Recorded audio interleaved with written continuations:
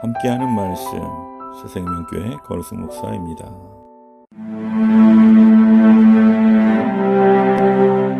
너 인자야, 도판을 가져다가 그것을 내 앞에 놓고 한 성읍 곧 예루살렘을 그 위에 그리고 그 성읍을 에워싸되 그것을 향하여 사다리를 세우고 그것을 향하여 흙으로 언덕을 쌓고 그것을 향하여 진을 치고 그것을 향하여 공성틀을 둘러 세우고 또 철판을 가져다가 너와 성읍 사이에 두어 철벽을 삼고 성을 포위하는 것처럼 에워싸라. 이것이 이스라엘 족속에게 징조가 되리라. 너는 또 왼쪽으로 누워 이스라엘 족속의 죄악을 짊어지되 내가 눕는 날수대로 그 죄악을 담당할지니라. 내가 그들의 범죄한 해수대로 내게 날수를 정하였나니 곧 390일이니라. 너는 이렇게 이스라엘 족속의 죄악을 담당하고 그 수가 차거든 너는 오른쪽으로 누워 유다 족속의 죄악을 담당하라. 내가 내게 40일로 정하였나니 하루가 1년이니라. 너는 또 내 얼굴을 에워싸인 예루살렘 쪽으로 향하고 팔을 걷어 올리고 예언하라. 내가 줄로 너를 동일이니 네가 에워싸는 날이 끝나기까지 몸을 이리저리 돌리지 못하리라.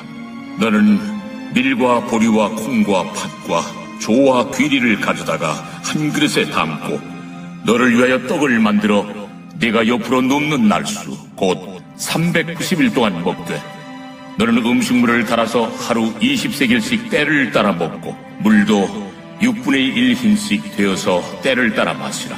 너는 그것을 보리떡처럼 만들어 먹되 그들의 목전에서 인분불을 피워 구울지니라.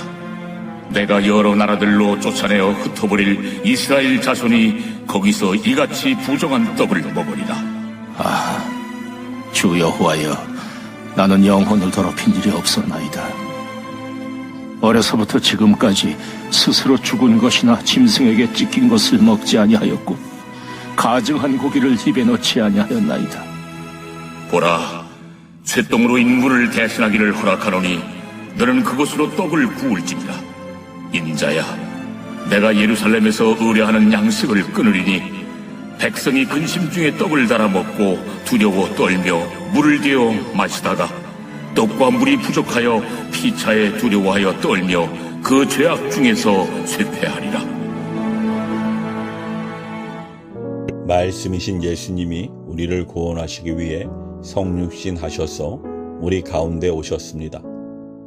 따라서 우리가 성도로 살아가기 위해서는 주님의 말씀이 우리의 삶에 발현되어야 합니다. 본문은 하나님의 예언이 에스겔의 삶을 통해 선포되듯 복음이 성도의 삶을 통해 드러나야 함을 가르쳐 줍니다. 집이 오래되어 고쳐야 할 곳이 너무 많아지고 붕괴 위험까지 있으면 집을 부수고 다시 지어야 합니다. 하나님이 수없이 많은 선지자를 보내셔서 돌아오라고 부르셨지만 이스라엘 백성은 교만하여 돌이킬 줄 몰랐습니다. 하나님은 에스겔에게 넓은 흙벽돌 위에 예루살렘을 그리고 그 예루살렘 성읍을 포위하고 함락하기 위한 여러 도구를 설치하게 하십니다.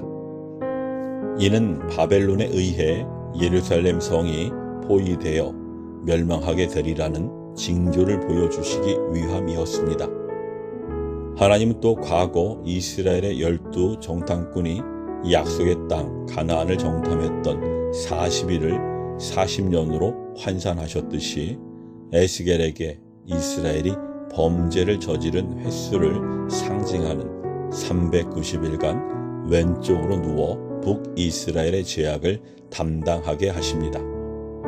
그 후에는 남유다의 죄악을 담당하기 위해 40일간 오른쪽으로 누워 있으라고 하십니다. 그 기간에 하나님은 에스겔이 꼼짝할 수 없는 채로 누워 있게 하시는데 이는 예루살렘 성의 포위와 패망이 확실하다는 사실을 보여줍니다. 하나님은 패역한 족속을 그냥 멸하지 않으십니다. 그들에게 징계를 내리시는 것은 그들을 사랑하셔서 회복시키기 위한 것입니다. 환난의 때의 성도가 당하는 고난은 하나님의 무능력을 보여주는 것이 아닙니다. 고난 가운데 평안을 누리는 성도의 삶은 승리하신 주님을 드러내고 오늘도 일하시는 주님을 보여주는 증거가 됩니다. 예수님은 70명의 전도자들을 파송하시며 너희를 보냄이 양이 이리 가운데로 보냄과 같도다 라고 말씀하셨습니다.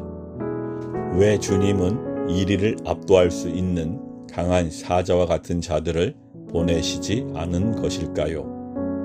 생명은 힘으로 굴복시켜 얻을 수 있는 것이 아니기 때문입니다. 에스겔이 온몸이 묶여 한쪽으로 누워 지내면서 먹을 수 있는 것은 극히 제한되었습니다. 390일간 하루 20세겔, 즉 228g의 떡만 먹어야 했습니다. 물도 6분의 1흰, 즉 600ml를 나눠 마셔야 합니다. 패망한 이스라엘 족속들의 삶이 얼마나 비참하고 굶주림에 시달린 것인지를 보여주기 위함입니다. 게다가 땔감도 구할 수 없기에 부정한 인분으로 보리떡을 만들라고 하시며 이방인들이 먹는 부정한 음식을 먹을 수밖에 없는 상황을 보여주십니다. 에스겔이 이 모든 고통스러운 명령에 순종한 이유는 무엇일까요? 바로 자신의 삶을 통해 보여주시는 미래의 징조를 백성이 빨리 깨달아야만 다가올 심판을 피할 수 있기 때문입니다. 지금 듣는 귀를 가진 사람은 에스겔뿐입니다. 그러니 에스겔은 이스라엘 족속에 대한 안타까움으로 고통을 인내하며 주님의 명령에 순종하는 것입니다. 성도는 우리를 위해 피 흘리신 예수님의 생명으로 사는 사람입니다. 우리가 각자의 십자가를 지고 생명을 내놓을 때 사람들을 구원의 길로 인도할 수 있습니다.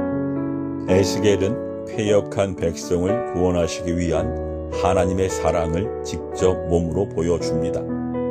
그 안에는 예루살렘 멸망의 징조와 백성의 피폐한 삶이 담겨 있습니다.